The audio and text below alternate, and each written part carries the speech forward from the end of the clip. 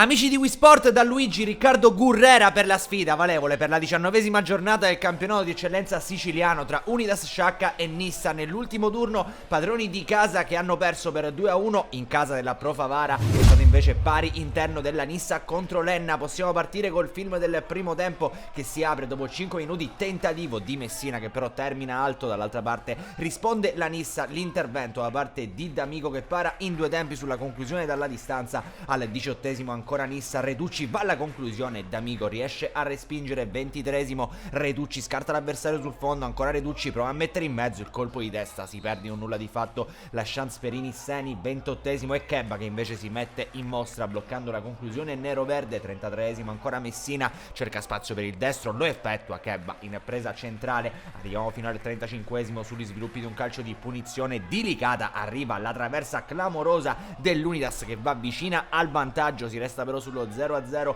quando al 38esimo Sant'Angelo lavora bene il pallone, mette dentro per il colpo di testa del compagno, la mira però non è delle migliori. Duplice fischio allora tra Unidas Sciacca e Nissa al termine del primo tempo e ancora 0-0, occasioni da una parte e dall'altra bene D'Amico e Kebba. Partiamo col film della ripresa, subito il portiere della Nissa che deve deviare in calcio d'angolo al 66esimo, l'Unidas Sciacca con una bella azione manovrata dalla sinistra, poi si sposta il versante per vie centrali, conclusione improvvisa da parte di Ido Yaga, pallone di poco alto. 70esimo, i padroni di casa spingono, cercano la conclusione verso la porta di Kebba che risponde presente ma era tutto fermo per posizione di fuori gioco. 75esimo, calcio di punizione per l'Unidas Sciacca, blocca ancora una volta il numero 1 della Nissima. Al 78esimo si rivedono gli ospiti in zona offensiva, colpo di testa del neo arrivato Rizzi Rozzata Guglielmo, pallone che però termina al lato. 83esimo, la Nissa nuovamente si ritrova in zona offensiva, D'Amico deve chiudere tutto sull'offensiva, l'Unidas Sciacca era rimasto scoperto in questo caso. A 2 dalla fine l'ultima chance per gli ospiti, Ilario mette dentro il colpo di testa, ribatte il tentativo, poi arriva una conclusione che può far solo il solletico a D'Amico. Triplice fischio allora